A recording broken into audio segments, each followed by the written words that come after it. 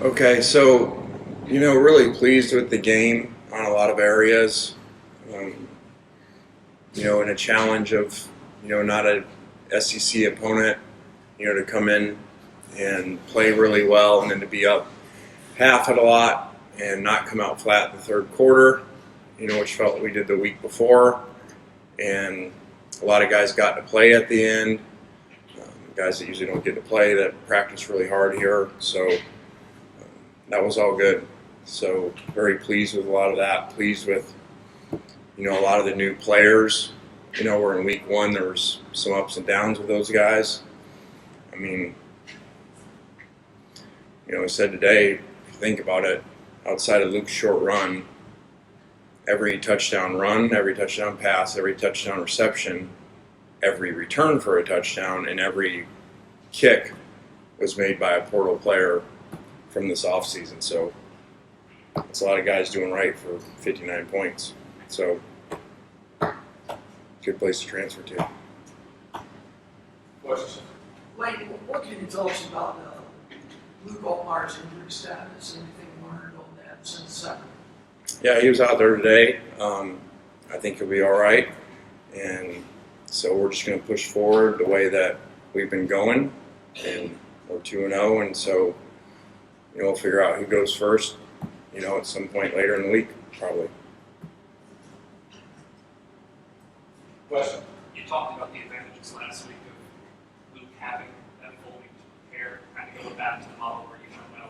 Does that make it tougher on the guys, or are they kind of used to it at this point, the game balance? I don't know. It just is what it is, and maybe they're used to it. And,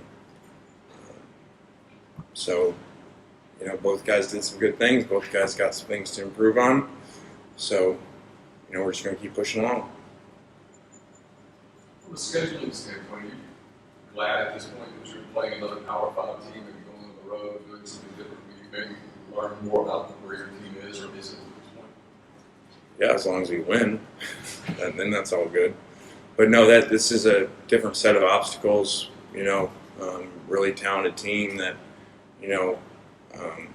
played great early in week one versus Clemson, and played on 5 days rest the other night. And probably self-admitted would say they started a little slow, which it usually happens after a big game like that. So, and on the road, and again, I've said all along, this transfer thing, there's good and bad.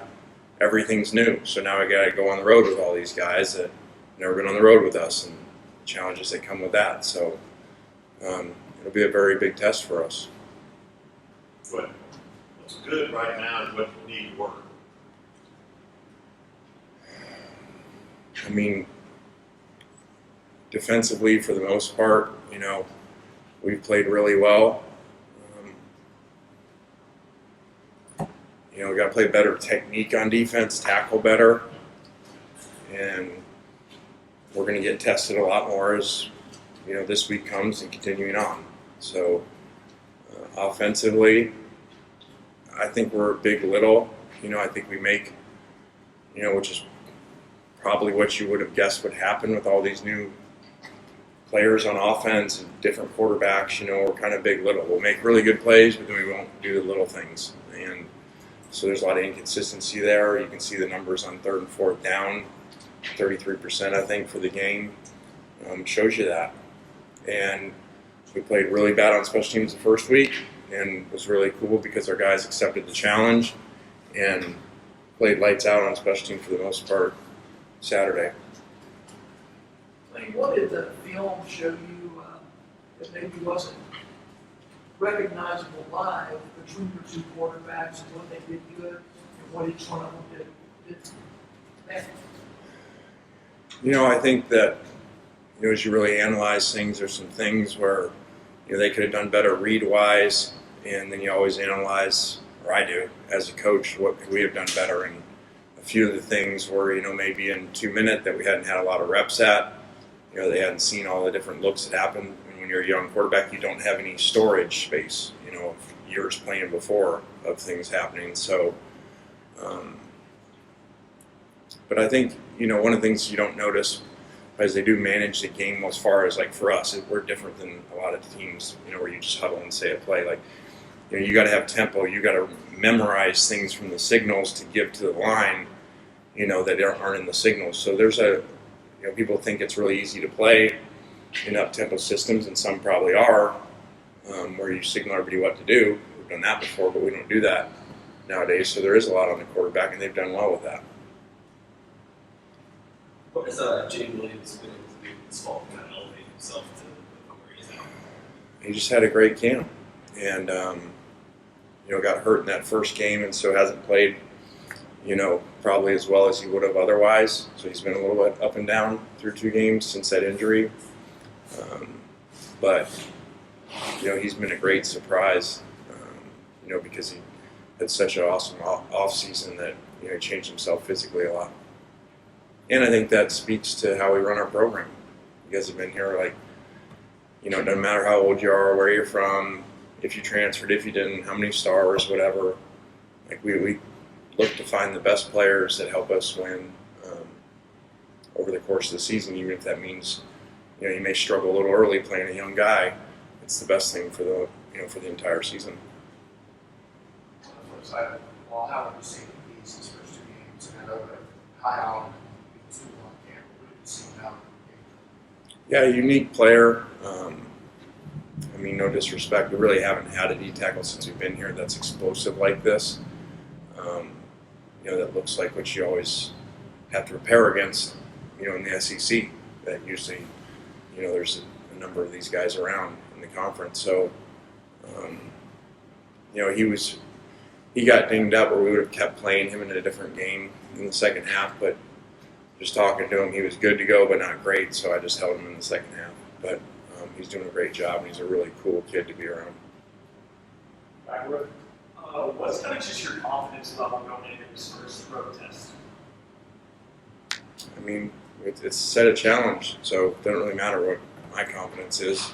We just got to keep coaching and build it in them, and get them to play really well and handle everything from, a new surface that they're used to now versus what they're used to playing on, to being on the road. And again, all this team knows with all these new guys is one thing, and that's here. So it'll all be new. Lane, the linebackers, question mark coming out of camp, I think, or have somebody being repeat so far after 2 games. Yeah, they really have. All the attention with you guys probably was mostly on the quarterback, and what was going to happen with those guys, and how were they going to play. And to me, it was that on offense, but this on defense. Because we basically play with 2 linebackers only now. So these 2 spots that these 4 guys have played in there, 2 of which are brand new, has been great. Are there any players who you got to look at in the 3rd or 4th quarter that you maybe haven't seen yet, might have shown you something that could get them earlier reps, or is it not that kind of game for you? Yeah,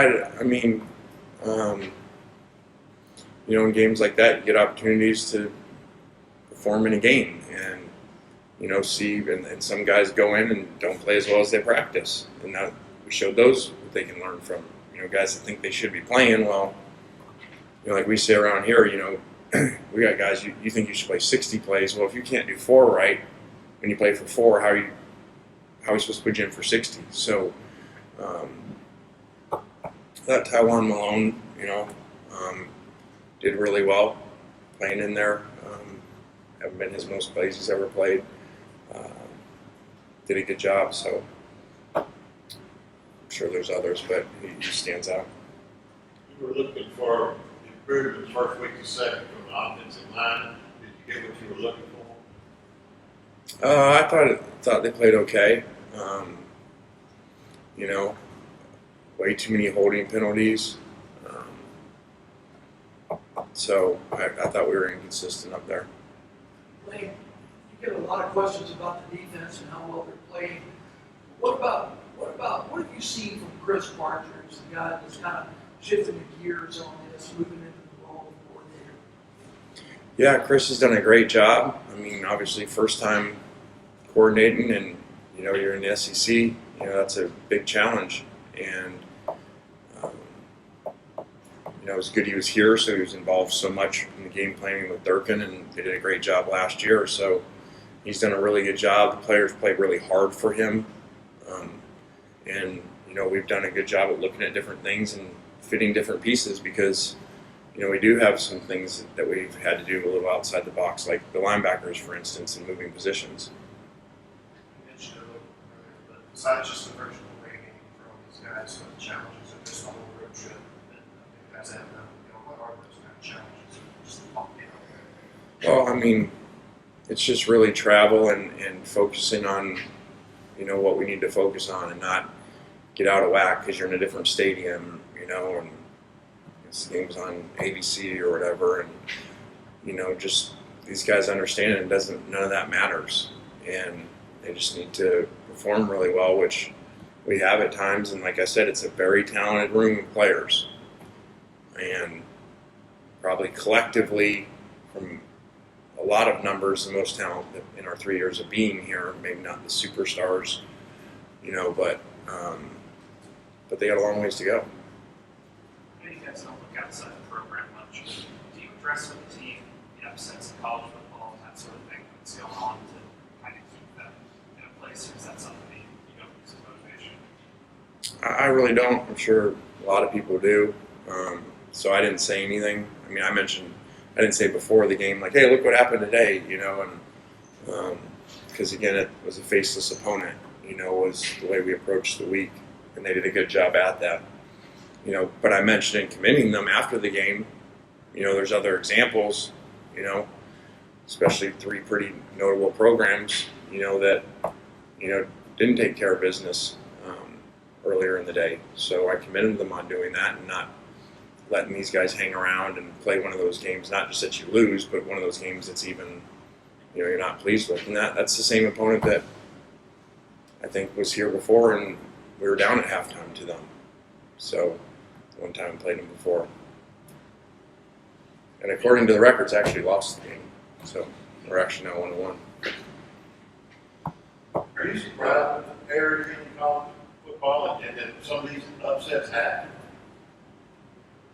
I don't know. I haven't really thought about it that way. Why are they happening or whatever? It just goes, you always got to be ready to play. And, it doesn't matter what's on paper or spreads or, obviously it doesn't matter how many 5-star players you have on your roster. So, or if you use a book to coach. So you got to be ready to play every week. We'll take one more to that. What was the biggest improvement or some of the biggest steps you saw from week 1 to week 2? I thought special teams played with a lot better effort and execution. I thought our effort was really good in the second half, which it was not the week before. So it's good. You guys hear us talk about obstacles away. As bad as we didn't like how we played in the second half of week 1, it became something to coach off of, and they used that and they practiced really hard and it showed in the game. All right, thanks. All right, thanks, guys.